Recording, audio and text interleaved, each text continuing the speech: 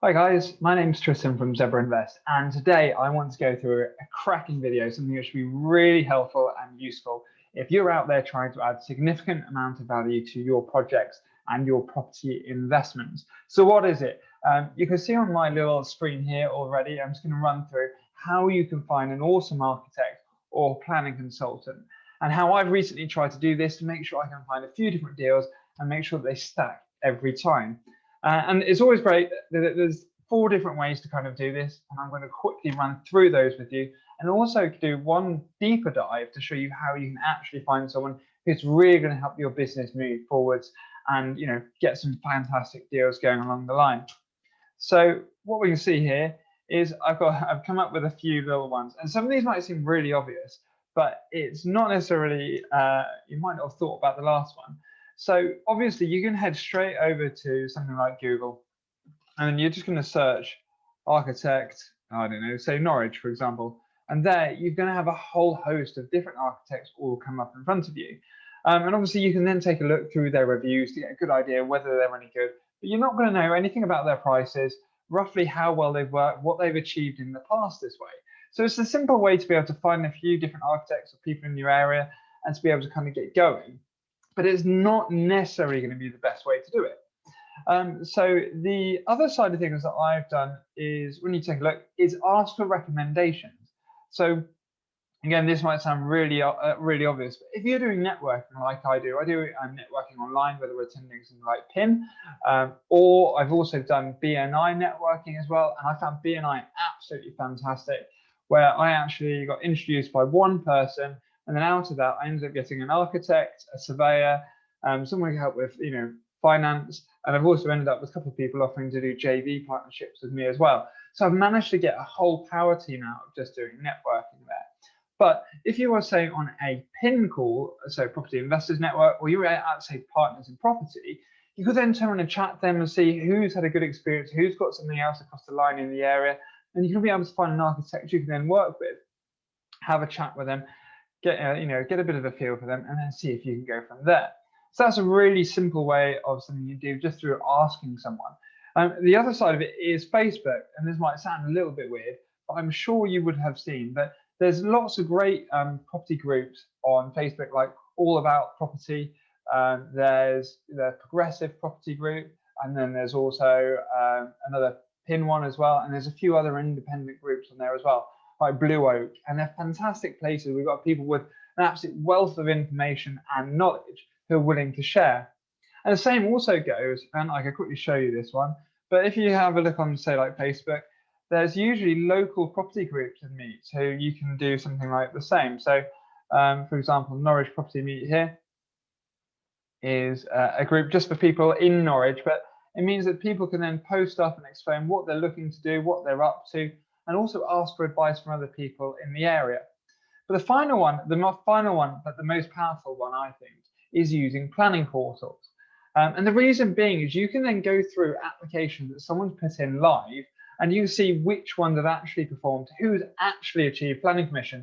And if you see the same name over and over and over and over again, then clearly they know what they're doing, and they're going to be able to do what you want them to do. Because if, for example, you're looking for a specialist for doing HMOs, or you're looking for someone who's great for doing prior approval, or say, for example, barn conversions, then you really want to hone in and find that specific planning consultant, that certain person who can help you do a subdivide, or to make sure you're more likely to get that planning through. And a perfect example recently, and I will go jump in straight into planning portals in a second, is I've met one chap who's really knowledgeable, very helpful, and had him take a look at one of my projects I've got coming up. And I've also had someone who was recommended to me, and I called to them and I had a chat with them.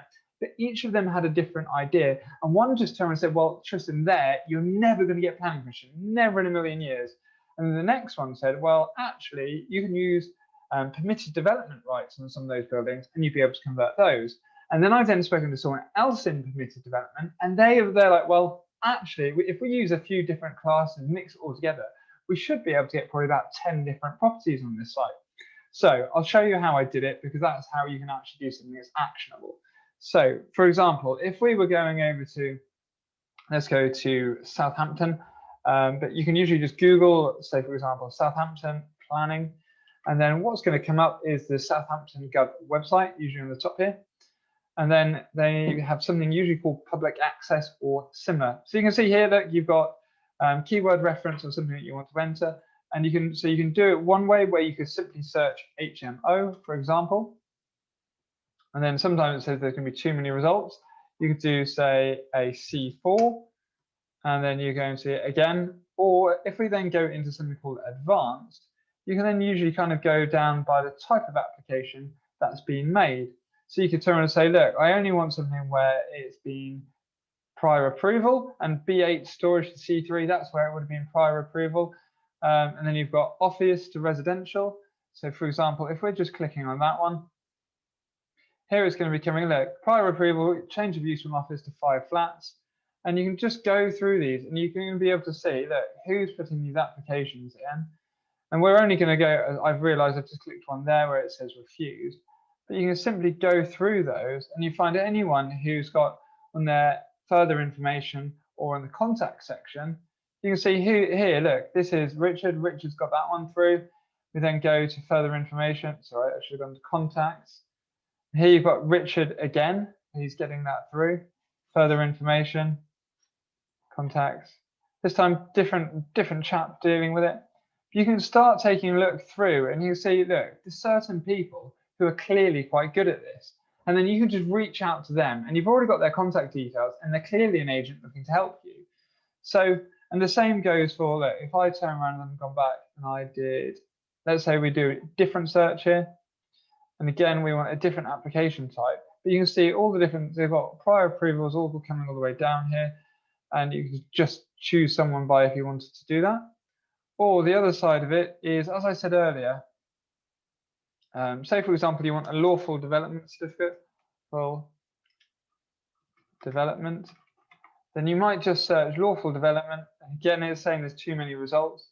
But if you can turn around and find or work out what kind of thing you're looking for, you're going to be able to find out who's getting these properties approved.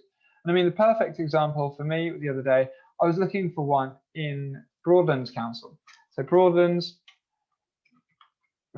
Council, and I've just got the planning search here already. But you could just go into here, and again, I was looking for a specific type of thing where you've got property type, parish. And let's have a look. And it said application type. And this time, I was looking just for something where it was being agricultural to residential. And so if you're again looking for someone who's absolutely specialist in their field, then this is a great way just to be able to dig straight in. And you can see, look, final decision, final decision, final decision. So the chances are where it's got final decision, something like that's going to mean it's approved. Again, you come down here and you can see final decision, what's going on.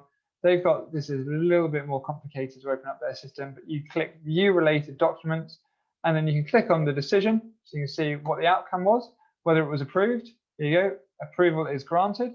And then you can sort of see in the application form, and this is all freely available to find.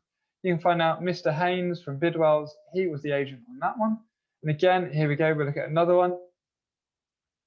And again, we can look at the decision, which is the most important thing. So you can see it again, prior approval was granted, and then you can see the application form. And this time it was applied for by, you say you've got the developer there. It doesn't seem to have an agent in it, but that's a great way just to be able to find someone who's doing exactly what you want to do and find it. It's the easiest way usually to work out which council or who's got the planning bit is just to simply Google it. But the other way you can do it as well, as you all know, I'm a lover of property data, but you can go straight into plot map on here. Well, actually, there's two ways of doing this. So let's just go in and you can turn and put in your postcode. So for example, NR1 3DY, that's where my office is. And the other side of it is you could turn around and say, I don't know, say for example, we're on Google Maps, and it's all loaded. We can then right click here, and then we can click plot map. Here we go, and that automatically loads up a plot map for that area. You can see on the left-hand side, it straight away tells you who the planning council is, what their planning policy is, how you can search their system, if there's still adopted rates as well for any of your developments. And that allows you to jump straight in, and then you can just jump in, look, there you go, and go straight into that search area. Or if you're in here, as you can see another one in Norwich, saying Norwich, and it's got the policy and the rates, and again, so you don't have to whittle through it. Anyway, there you go. I've banged on about that for long enough. So that's how you can get yourself a great planning consultant or architect. You know, Google's an easy way to go, find reviews, but recommendations are absolutely spot on. If you know someone else who's already out there doing deals, then that's a great one to go for. And then personally, I quite like the planning portals, because you're going to be able to see who is actually performing, who's actually delivering what they're saying they're delivering, and get that across the line. So my name, as I said earlier, is Tristan from a company called ZebraInvest. If I can help you, or if you're looking to invest in property, drop me a line. Hope you liked this video. If you want to subscribe to my channel, that'd be great. But I've got plenty of tips that I've been giving you that actually mean you can go out there, do deals, and work it out yourself. There's plenty of other people out there who are doing training to explain the main of the strategies, what you can kind of do. But I'm just getting down to nitty gritty and actually showing you how to do it. All right, enjoy. We'll catch you later.